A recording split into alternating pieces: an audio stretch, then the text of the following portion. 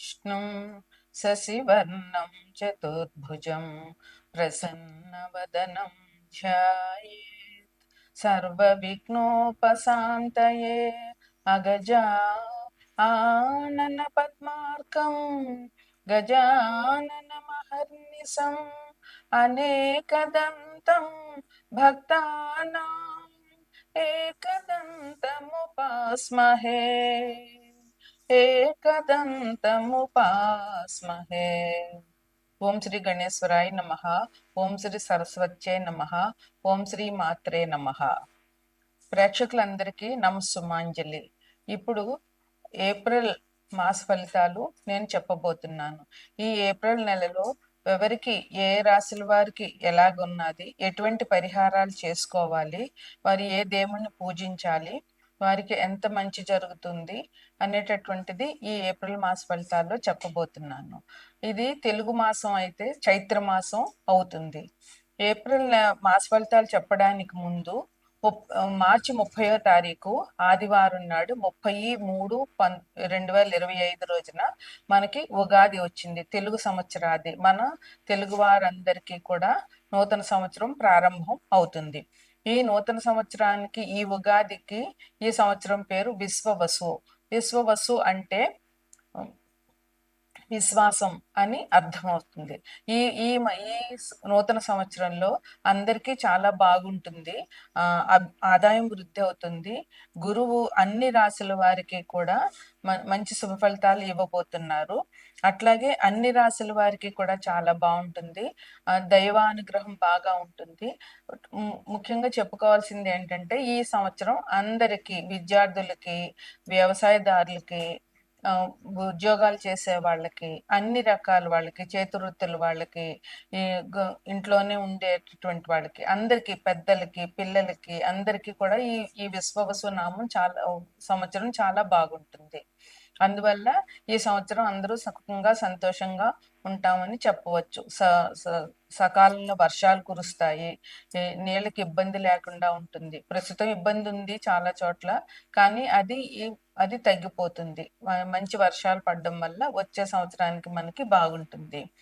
అయితే ఇది ఈ చైత్ర శుద్ధ పాడ్యమి 30/3/2025 అయింది తెలుగు సంవత్సరాది. ఈ ఏప్రిల్ నెలలో ఇంక వచ్చే పండుగలు ఏంటి అంటే ముఖ్యంగా ఉగాది మొదలు నుంచి వసంత నవరాత్రులు ప్రారంభం. అమ్మవారి నవరాత్రులు 4 రకాలుగా ఉంటాయి. అందులో ఈ వసంత నవరాత్రులు ఇప్పుడు ఈ ఏప్రిల్ నుంచి శ్రీరామనవమి వరకు లలితా అమ్మవారికి వసంత నవరాత్రులు చేస్తాము.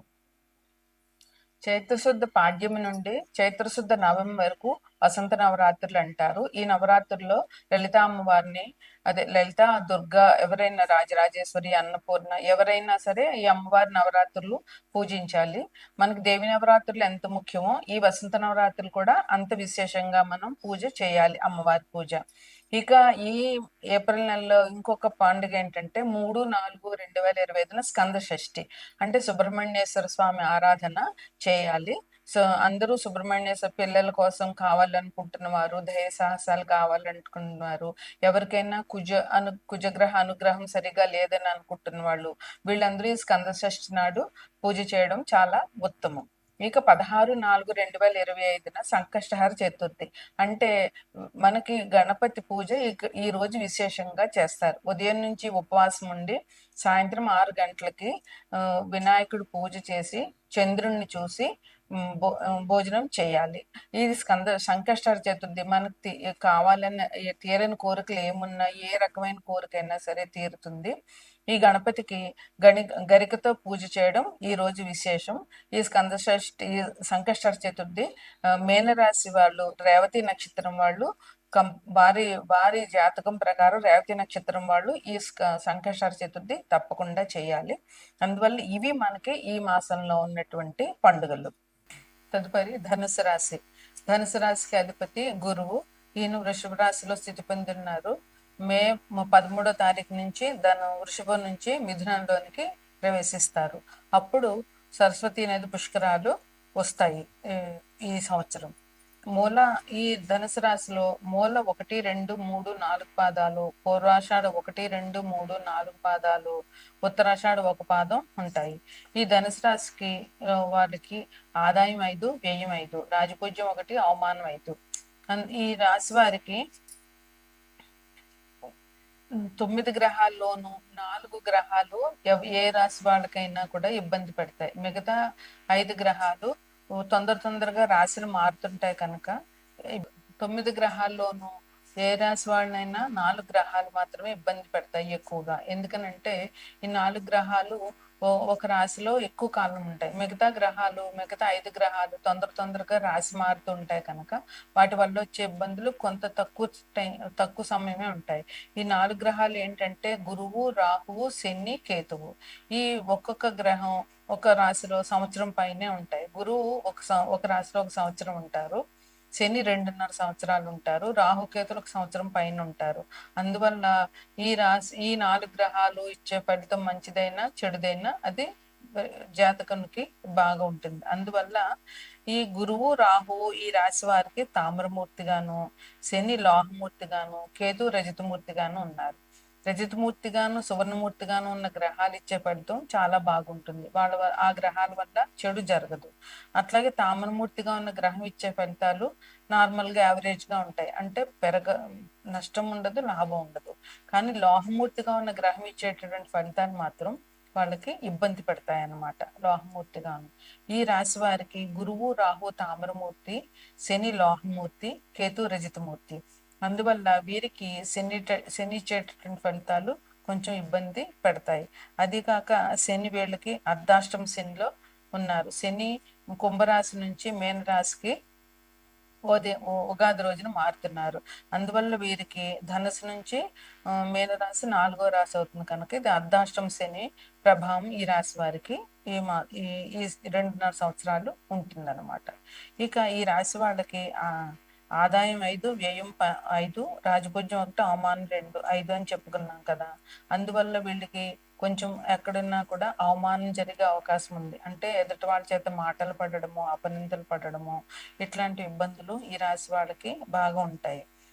అలాగే ఏ పని మొదలు పెట్టాలన్నా కూడా ముందు ఆ పనిలో ఆటంకం రావడం జరుగుతూ ఉంటుంది. ఇంకా భార్యాభర్తల మధ్య కూడా కొంచెం విభేదాలు రావడము, వాళ్ళకి ఎడబాటు జరగడానికి అవకాశాలు చాలా ఉన్నాయి.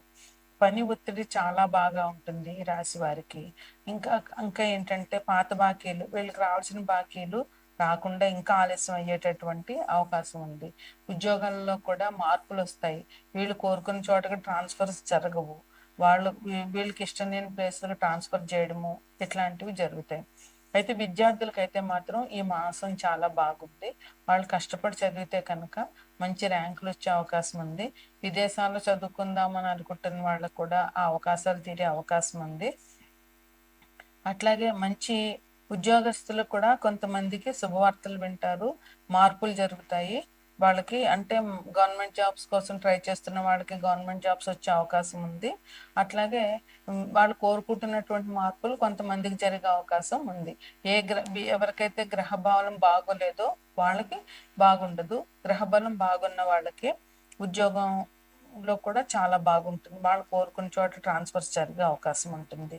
అలాగే ఎవరైతే ఈ మాసంలో విదేశీయానానికి ప్రయత్నాలు చేస్తున్నారో ఫారిన్ ట్రిప్స్కి, వాళ్ళకి ఈ మాసం అనుకూలంగా ఉంది.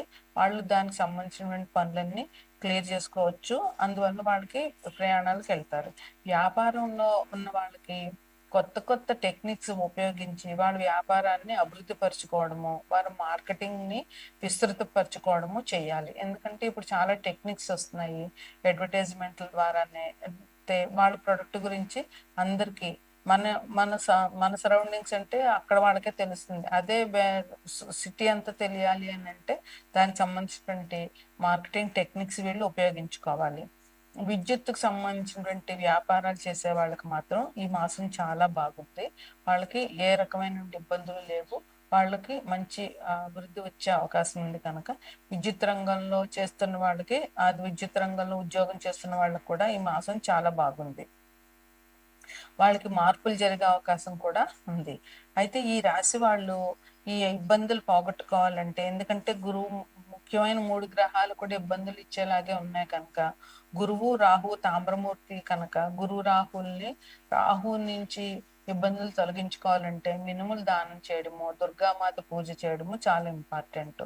అలాగే గురువు నుంచి చేయాలంటే శివాభిషేకాలు చేయడము, గురువు సాయిబాబా, దక్షిణామూర్తి, రాఘవేంద్ర స్వామి, ఇట్లా ఈ దత్తాత్రేయుడు, ఈ గురువు సంబంధించినటువంటి దేవాలయాలు సందర్శించడము, పెద్దలను గౌరవించడము, గురువుల్ని గౌరవించడము తప్పకుండా చేయాలి. ఇంకా శని నుంచి తప్పించుకోవాలి, శని బాధలు తప్పించుకోవాలంటే శివాభిషేకాన్ని మించిన మార్గం లేదు. శనికి అభిషేకం చేయడము, హనుమాన్ చాలీసా పారాయణ చేయడము, హనుమాన్ టెంపుల్లో 11 ప్రదక్షిణాలు చేయడము, అలాగే వెంకటేశ్వర స్వామి గుడికి శనివారం నాడు వెళ్ళి ఆయన పూజ చేయడము, ఇవి చేస్తే వీళ్ళకి ఈ మంచి పరిహారాలుగా ఉండి ఈ గ్రహాల నుంచి వచ్చేటటువంటి ఇబ్బందులు కొంచెమైనా తగ్గుతాయి.